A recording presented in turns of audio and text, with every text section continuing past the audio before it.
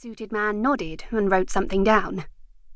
"And finally," said Clara in her usual kind, calming voice, "why do you want this job?" Now this Elsie was prepared for, but how exactly to get started? "I just love books," she began with a slight tilt of her head. She pushed her curly hair back from her face. "They're magical. They take you places you might never get the chance to see. They take you away from your troubles. They educate. They help you believe things can be different. Better." She paused as the suited interviewer raised his eyebrows. Clara gave a small nod to continue. "The library has been like a second home to me ever since I was little. I've read every book in the children's section, and since I've been old enough, I've been working my way through both fiction and non-fiction. And I love the way the library brings everyone together. Everyone comes here for one thing or another.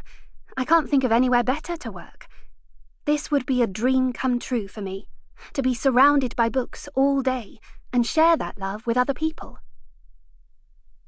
She finally ran out of steam, hot and sweaty with the stress of it all, and placed her hands on top of one another in her lap, her fingers trembling.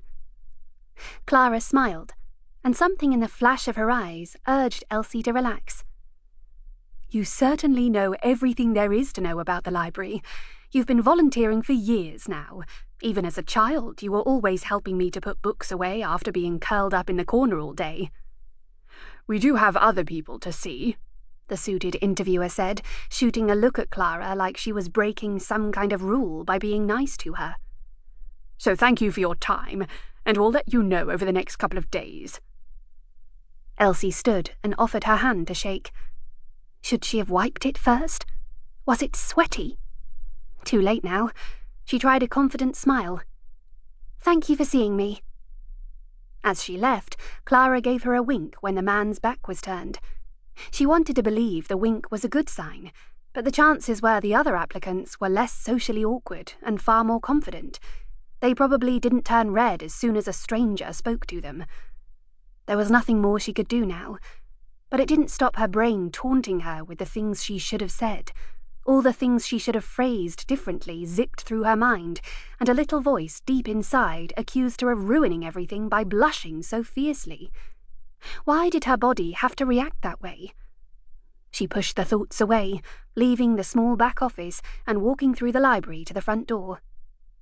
Everywhere she looked, she saw someone she knew. People smiled and waved, or held up crossed fingers, showing their support. "Fingers crossed, Elsie," Winston called. "Good luck, Elsie," Bernard shouted. "I'm sure you've done well," old Mrs. Adams squeaked.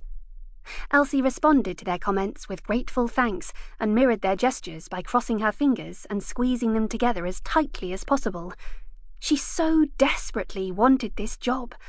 It wasn't an overstatement to say it was her dream role. She'd always thought being a librarian would suit her, and she'd always wanted to work here at Meadowbank Library. It was the most perfect library in the world, situated on Cherry Lane in a small building near the grandly named Meadowbank River, though it was nothing more than a meandering stream that weaved through the centre of the village. From the outside, the library looked more like a village hall with its single story and thatched roof, but it was still picture-perfect to her, as was Meadowbank itself. A tiny rural village deep in the Kent countryside, miles from the racing modern world. They weren't without modern conveniences, though. They had a little shop, a butcher's, a baker's, and even a deli that had recently opened.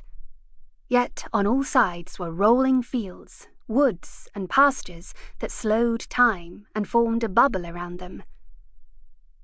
Out in the fresh air, Elsie took a moment to breathe. Her skin still felt warm and clammy even without the heat of the sun, but the breeze cooled her a little. She paused by the benches in front of the library on the riverbank and watched the ducks paddle lazily about. She'd done everything she could, she told herself again.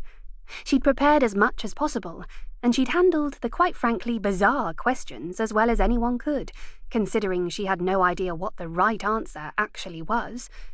What if you preferred chocolate or pistachio-flavoured ice cream? What did they think that said?